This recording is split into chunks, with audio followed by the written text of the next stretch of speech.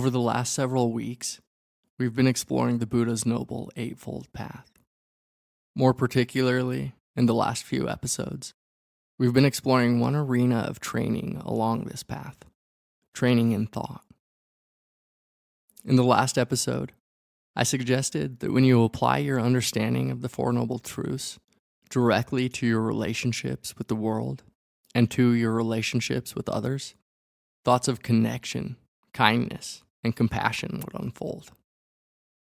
We then went on to explore what kindness feels like in our heart and mind, and how we can cultivate it and strengthen it.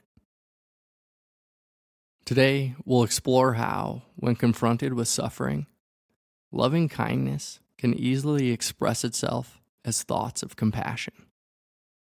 Compassion is the heartfelt wish to alleviate suffering, both in oneself and in others. It's what metta, or loving kindness, feels like when it touches suffering or dis-ease. Compassion opens our hearts to the reality of suffering within and around us, and creates the strong impulse to act. Thich Nhat Hanh called it a verb because of its responsive quality.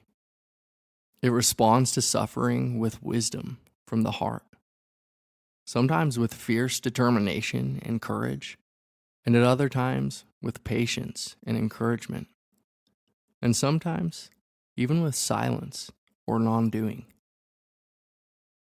Once we start to open to suffering and dis-ease in our own lives, once we become more familiar with the mind-body process and the cause of ill-being, we start to see suffering, dis-ease, and agitation everywhere.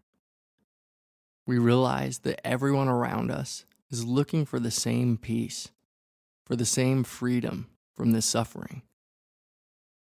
And when we really allow ourselves to touch this suffering in others, we begin to feel and know directly that it is not apart from us. So, as we move through the world, more and more we find in our hearts and minds the intention to alleviate suffering in all of its forms.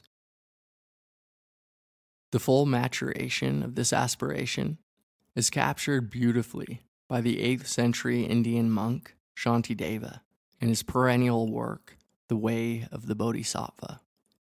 And Bodhisattva means someone who embodies fully this intention to alleviate the world of its suffering.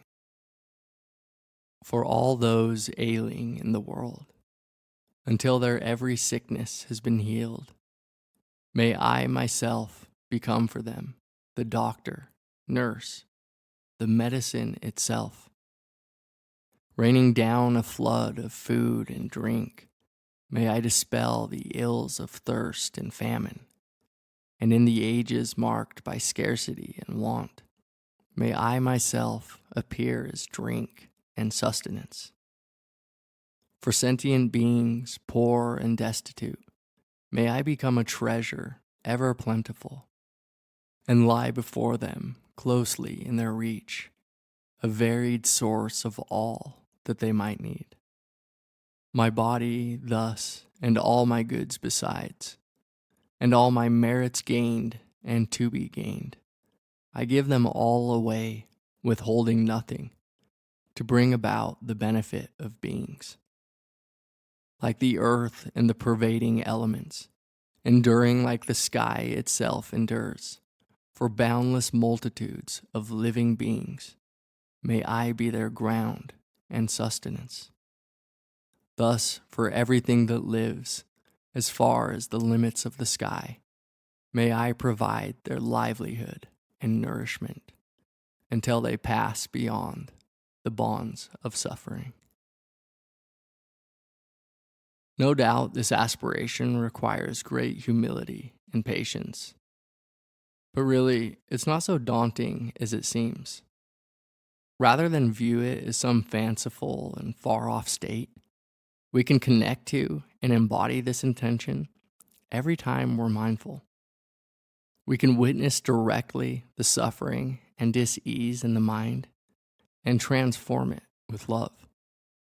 We need only plant the seed, water and nurture it, and watch it grow. Henry David Thoreau said, "Though I don't believe that a plant will spring up where no seed has been, I have great faith in a seed. Convince me that you have a seed there, and I am prepared to expect wonders." When many of us confront suffering, whether in ourselves or in another, we find it difficult to open to. Why? And how then can we start to let it in? Well, let's see what we can do to help tend our garden of compassion. Compassion begins with empathy. It arises out of our willingness to come close to suffering. For many of us, this can be extremely difficult. We may be aware of someone's pain, or even our own, but we may not take the time to get intimate with it, to genuinely feel into and listen to it. Now, this really is a practice of its own. The problem is often that we've built too many defenses. We learn to become indifferent, apathetic, or to quickly withdraw to keep us shielded from suffering. And very often, we aren't even aware we've built these defenses.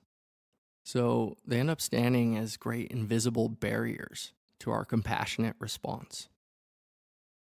The good news, though, is that our Vipassana practice can help.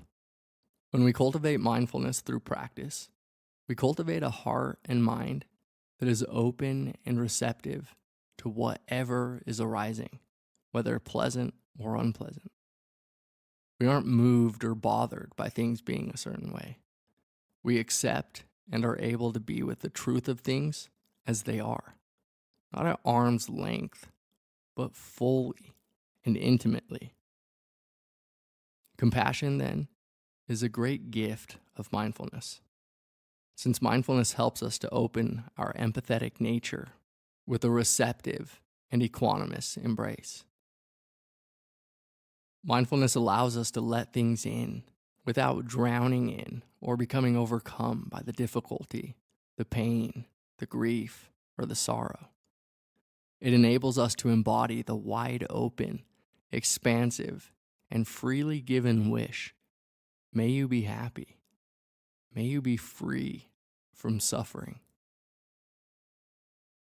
The next time you confront suffering, pay attention to the mind's reaction.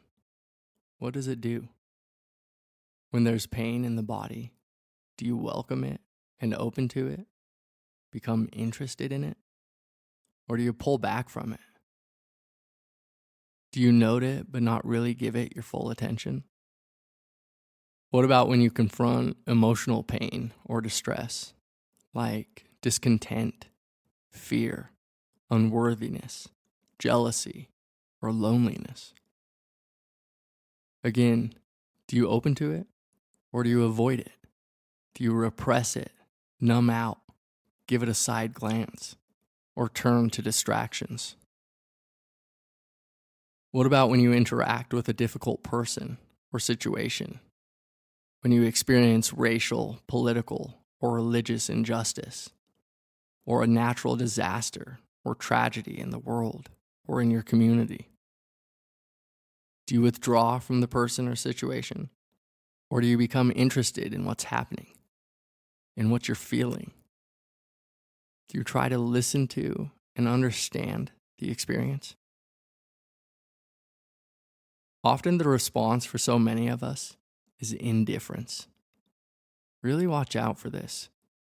Next time you come across a sick or dying person, or even a small frown, maybe a dead animal on the side of the road, see if you can take a moment to really connect with the fear, pain, heartache, or despair. Can your heart stay open? As Goldstein says, can you diminish the subtle cruelty of indifference? Can you make compassionate responsiveness the default setting? In the West, We tend to be prescriptive about our morality. We look at our actions, even our compassionate responses, in terms of right or wrong. But compassion doesn't work this way. There's no right or wrong or good or bad way to express compassion. There is no single response. Yes, there are more and less efficient ways to accomplish specific aims, which the effective altruism movement is trying to capture. If you want your dollar to save the most lives, then you might consider donating money to buy mosquito nets. But compassion is wide open. It can take on any number of an infinite set of forms. If one person's heart moves her to sit in a cave and meditate on the nature of mind and suffering for decades, and ends up sharing her insights with only a few students, it's unhelpful to judge her compassionate response or compare it to another's. Maybe one of the students she shares her wisdom with becomes the next Thich Nhat Hanh, a great peace activist in the world. The field of compassion is limitless. There is no particular prescription for what we should do. There's no hierarchy of compassionate action. There's space for each of us to find our own way through the natural and spontaneous expression of heart that is free from self-reference, free from greed, free from hatred, free from delusion. Compassion is the activity of a free and liberated heart. It is the expression of understanding the Four Noble Truths, the expression of wisdom, the result of witnessing directly the seamless and interconnected nature of being. The more we grow into emptiness, the more natural compassion becomes. As Dilgo Khyentse Rinpoche said, when we recognize the empty, selfless nature of phenomenon, the energy to bring about the good of others dawns uncontrived and effortless.